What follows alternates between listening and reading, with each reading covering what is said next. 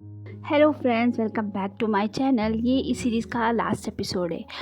Episode की शुरुआत वहीं से होती है जब येन ने वो पोटली राजा को दे दी होती है।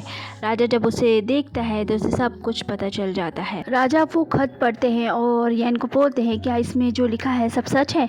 येन बोलता है, हाँ महाराज। राजा जो होते हैं राजकुमार पर इल्ज़ाम लगाते हैं कि ये सब तुमने एक साजिश के तहत किया। वो बोलता है कि हाँ किया है मैंने ये सब कुछ। राजकुमार येन पे इल्ज़ाम लगाता है कि तुम्हारी माँ की वजह से मेरी माँ इस दुनिया में नहीं है और 1000 साल पहले तुमने भी मेरा प्यार छीन लिया था। अब और क्या चाहते हो तुम लोग? राजा जो होता है सिपाहियों से राजकुमार को पकड़ने के लिए बोलता है। तभी वहाँ पर नाजी आ जाता है और वो एक जादुई चीज़ लेकर आता है और राजकुमार को देकर बोलता है कि ये लीजिए, अब आपको कोई नहीं हरा सकता। राजकुमार उसे अपने अंदर ले लेता है और ताकत के साथ वो सब कुछ उड़ा देता है, जिसमें सारे लोग यहाँ वहाँ गिरने जैसे हो जाते हैं। येन उसके वार को संभालता है, लेकिन येन समझ रहा था कि यहाँ पर लड़ाई करना ठीक नहीं, इसलिए वो पहाड़ पर चला जाता है और वहाँ पर राजकुमार का इंतज़ार करता है। राजकुमार जब वहाँ पर जाता है तो येन और उसकी लड़ाई शुरू हो जाती है। लड़ाई बहुत ही ज़्यादा ज़ोरदार से होती है। राजकुमार जो होता है सोचता है कि येन ने मेरा वार कैसे झेल लिया। वो फिर से उस पर हमला करता है। इस बार येन जख्मी हो जाता है। राजकुमार दोबारा से पूरी ताकत के साथ उस पर हमला करता है, लेकिन सामने यूरे आ जाती है।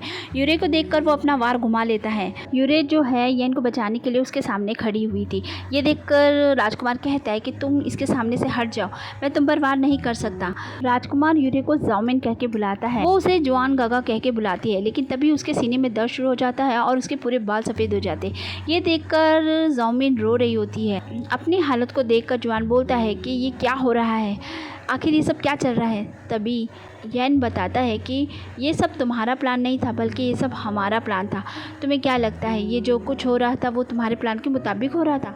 वो बताता है कि जिस दिन तुमने चाकू लेकर यूरे को मेरे पास भेजा था, उसी रात उसकी याददाश्त वापस आ गई थी और उसे सब कुछ याद आ गया था।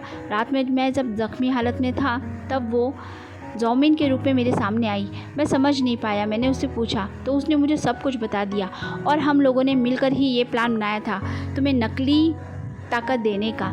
ये सुनकर वो बोलता है कि तुमने मुझे धोखा दिया। तो ज़ाओमिन कहती है कि नहीं, मैंने तुम्हें धोखा नहीं दिया। ज़ाओमिन कहती है कि जुआन गागा अब तो बस कीजिए, अब सब कुछ ख़त्म कीजिए पिछली बार की तरह। अब मैं नहीं चाहती कि किसी की भी मौत हो। तो जुआन बोलता है कि चाहे कुछ हो जाए मैं इसे तो मार के ही रहूँगा, इसकी वजह से ही सब कुछ बिगड़ा था, मैं इसे नहीं छोड़ने वाला। और वो येन पर हमला करता है, लेकिन उसकी खुद की ताकत इतनी कम होती है कि वो बेचारा गिर जाता है। नाजी वहाँ पर आ जाता है और बोलता है कि इस लड़की की वजह से ही सब कुछ हुआ है। जुआन फिर से अपनी ताकत को जमा करता है और पूरी हिम्मत के साथ उस पर हमला करने की कोशिश करता है। नाजी बोलता है कि इस लड़की को ही मार देता हूँ तो सब कुछ ठीक हो जाएगा, लेकिन तभी जुआन और येन जो होते हैं दोनों ही एक दूसरे को छोड़कर ज़ाओमिन को बचाने के लिए येन जो होता है ज़ाओमिन को साइड में लेके चला जाता है और वहीं जुआन जो होता है नाजी पर ही हमला कर देता है और उसे वहीं मार देता है। इसकी वजह से उसकी सारी ताकत ख़त्म हो जाती है और वो वहीं गिर जाता है। ज़ाओमिन जो होती है फ़ौरन भागकर उसके पास जाती है और उसे पकड़ लेती है। वो उसके गोद में होता है और उसे कहता है, बस वो उसका नाम लेता है और उसकी गोद में ही अपना दम तोड़ देता है। ये देखकर वो बोलती है कि ऐसा नहीं होना चाहिए था, सब कुछ मेरी वजह से हुआ, मैं ही गलत थी, मुझे नहीं समझ में आ रहा। देखते ही देखते जुआन का शरीर आसमान में गायब हो जाता है। येन उसे बुलाता है तो ज़ाओमिन कहती है कि तुम मोयान नहीं हो, मैं तुम्हें तुम्हारी असली ज़िंदगी लौटा रही हूँ। इसलिए वो उसके अंदर से वो फूल निकाल लेती है। वो यूरे के शरीर को भी छोड़ देती है और उसकी आत्मा बाहर निकल जाती है। येन भागकर जाता है और यूरे को पकड़ लेता है और ज़ोर ज़ोर से रोने लग जाता है और उसे चिल्ला चिल्ला कर बुला रहा होता है, यूरे उठ जाओ, यूरे उठ जाओ, तुम उठती क्यों नहीं, उठो। और यहीं पर हमारा सीन कट हो जाता है। अब हमें बाज़ार का सीन दिखाते हैं जहाँ पर एक आदमी कहानी सुना रहा था। वो बताता है कि ये सब होने के बाद वो आदमी बताता है कि राजा के जन्मदिन के बाद राजा ने येन को और उसकी बहन को मेंशन से निकाल दिया था। इतना सब कुछ हो गया था, इस वजह से यूरे का रेस्टोरेंट भी बंद कर दिया गया था और वो भी सब खत्म हो गया था। यूरे की जो माँ और सौतेली बहन होती है वो भी कहीं और जाने की तैयारी कर लेती हैं और उसके बाप को वहीं पर अकेला छोड़कर चली जाती हैं। येन जो है वो पूरी तरह से यूरे के प्यार में डूबा हुआ था, इसलिए वो उस पेड़ के पास से हटता ही नहीं था और उसका दम भी वहीं निकल गया। ये कहानी सुनाकर वो आदमी कहता है कि कैसी लगी आप लोगों को मेरी कहानी। तभी बीच में बैठी हुई यूरे जो होती है तेज़ी से चिल्लाकर उठती है और कहती है कि ये क्या बकवास चल रहा है, इस तरह कोई कहानी सुनाता है, ये कहानी का एंड बिल्कुल भी बकवास है। तो वो आदमी कहता है क्यों, तुम्हारे हिसाब से क्या होना चाहिए। तो वो सारे लोग उसको बोलते हैं कि तुम बता दो क्या होना चाहिए। तो वो बताती है कि असल में ये हुआ था, यैन जब उसके पास बैठा हुआ यूरे यूरे बोल रहा था तो अचानक ही वो उठ जाती है और उससे कहती है कि क्या हुआ, मुझे लगा मैं बेहोश हो गई थी, क्या बात है। और वो फिर से मजाकिया अंदाज में बात करने लग जाती है। यैन उसे देखकर बहुत ही ज़्यादा खुश हो जाता है और उसका रेस्टोरेंट भी बहुत अच्छे से और बढ़ा चढ़ा के बना दिया जाता है। यूरे की सौतेली माँ और बहन भी उसके पापा का बहुत अच्छे से ख्याल रखते हैं। योमान होती है वो भी अपने आप को सजने संवरने में ही टाइम बिताती है और अब वो भी खुश होती है। आगे यूरे बताती है कि आखिर में ये होता है कि यूरे जो होती है उसे दारू का लेटर आता है। दारू ने उसमें लिखा था कि वो सुल्तान के साथ अलग अलग जगह घूम रहा है और उसने उसके साथ शादी भी कर ली है और वो दोनों बहुत ही खुश हैं। ये सुनकर यैन बोलता है कि हाँ, वो दोनों कितने खुशनसीब हैं जो एक दूसरे के साथ अलग अलग जगह घूम रहे हैं।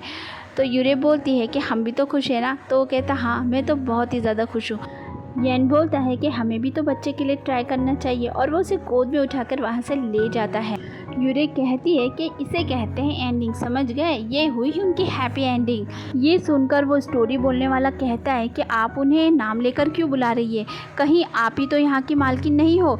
ये सारी बातें सुनकर सारे लोग उसके पीछे पड़ जाते हैं और कहते हैं अरे हाँ, आप ही हो यहाँ की मालकिन, बिल्कुल ये उनकी तरह दिख भी रही है। और वो लोग पूछने लग जाते हैं कि आगे क्या हुआ, हमें बताइए ना आगे क्या हुआ।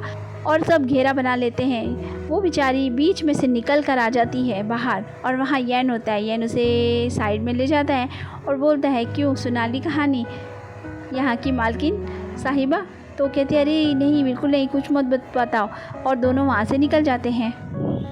दोनों वहाँ उस पहाड़ पर पहुँच जाते हैं और दोनों एक दूसरे के साथ बहुत खुश होते हैं। वो लोग दोनों श्रद्धांजलि देते हैं और जाओमिन और जवान को याद करते हैं और सोचते हैं मन में कि वो दोनों भी एक साथ बहुत ही ज़्यादा खुश होंगे।